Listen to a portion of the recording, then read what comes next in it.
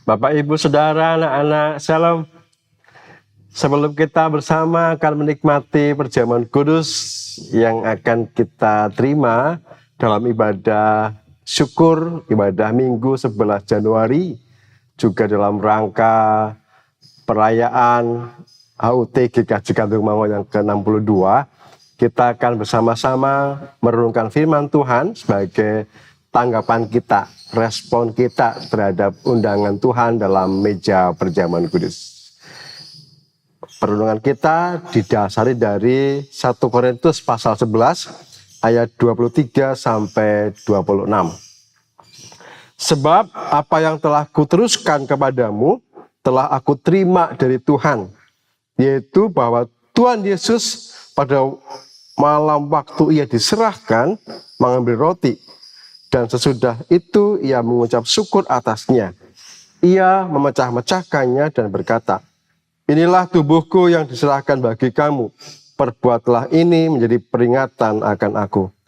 Demikian juga ia mengambil cawan, sesudah makan, lalu berkata, "Cawan ini adalah perjanjian baru yang dimeteraikan oleh darahku.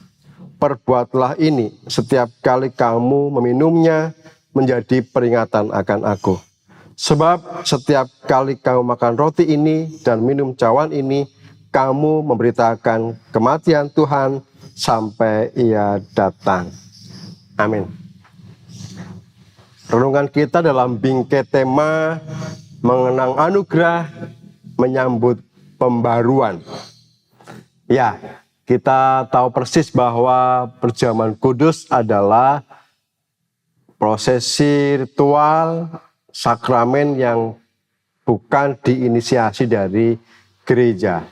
Tapi ini sebuah tradisi apostolik yang diberikan Tuhan Yesus sendiri. Dalam konteks gereja-gereja hari ini, perjamuan kudus menjadi sarana pemeliharaan iman. Maka dalam perayaan kita mengenang kembali karya Tuhan dalam kehidupan gereja kita mengadakan perjamuan kudus. Itu mengenang bagaimana karya Allah kepada keselamatan umat manusia dan juga kepada gerejanya. Ya, Paulus menegaskan bahwa ini sebuah tradisi yang diperintahkan oleh Tuhan sendiri. Dan Paulus menggunakan perjamuan kudus dalam konteks jemaat di Korintus yang saat itu ada dalam perselisihan, ada dalam ketegangan sosial, spiritual, dan juga kehidupan yang hampir sama dengan situasi di mana komunitas itu ada polarisasi, terpecah. Perjamuan kudus menjadi pengikat, menjadi sarana yang kemudian mengingatkan komunitas, mengingatkan jemaat untuk menyadari keberadaan gereja itu adalah hidup berdasarkan anugerah Allah. Jadi ini poin penting untuk kita bersama menghayati bahwa gereja itu hidup dalam anugerah Allah. Ungkapan "perbuatlah ini menjadi peringatan akan aku" ini sebuah ajakan anamnesis. Ya, anamnesis itu mengenang. Tradisi Alkitab tidak berhenti pada nostalgia rohani. Tapi anamnesis berarti menghadirkan anugerah Allah di masa lalu untuk membentuk ketaatan di masa kini. Ya, bukan hanya tradisi rohani yang bersifat nostalgia, tetapi bagaimana menghadirkan anugerah Allah yang sudah terjadi untuk masa sekarang dan membangun sebuah komitmen untuk lebih taat lagi kepada Allah. Ini anamnesis. Tetapi hal yang perlu kita kerjakan adalah bagaimana respon kita. Respon kita terhadap anugerah Allah di masa lalu. Kristus sudah berkarya dalam karya penyelamatan Allah. Maka responnya adalah ketika kita mengenal dalam perjamuan kudus, pertobatan, kemudian bagaimana pemulihan relasi, pembangunan relasi dengan orang lain, juga bagaimana komitmen kita sebagai tubuh Kristus dalam menghidupinya. Anamnesis membutuhkan respon yang tepat. Kemudian Paulus juga menekankan dimensi eskatologis. Sampai ia datang.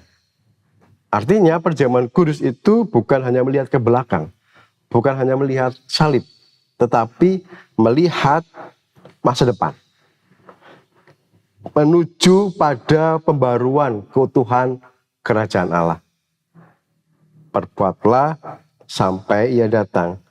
Gereja yang merayakan perjamuan kudus adalah gereja yang siap, yang berpengharapan, dan punya komitmen untuk terus diperbarui. Dan kita adalah gereja yang juga ada dalam situasi itu, mestinya komitmen kita juga besar untuk terus dibaharui oleh Tuhan. Terkait dengan perayaan kita, ulang tahun gereja kita ke-62. Tadi poinnya adalah gereja itu hidup berdasarkan anugerah Allah. Jadi mengingatkan kita bahwa kita harus rendah hati dalam setiap gerakan, tindakan, dan pelayanan gereja.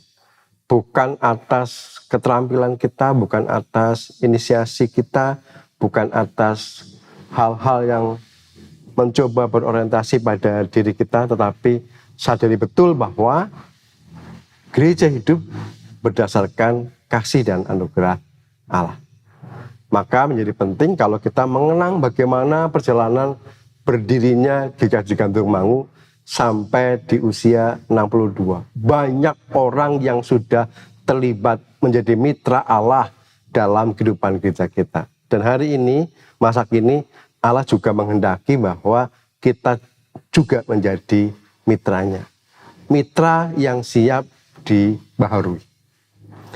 Poin berikutnya, dalam perjamuan kudus di minggu besok, kita akan menikmati, mengenang, merayakan pengorbanan dan kasih Allah.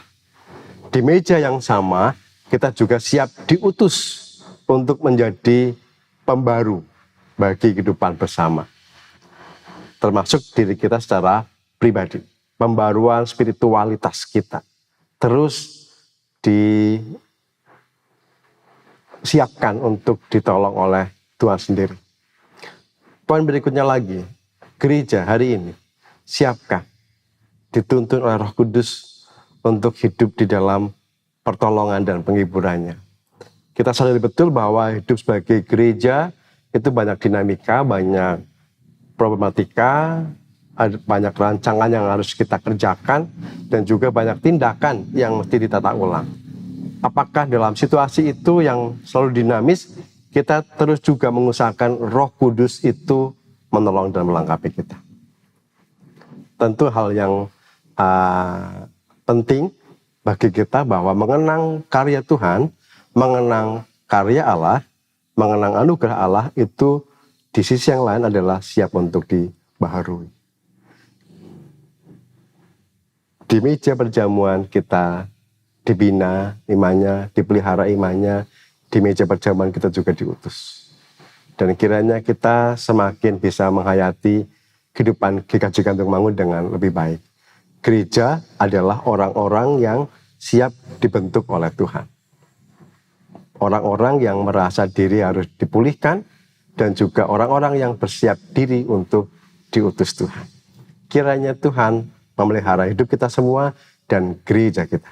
Tuhan berkati. Amin.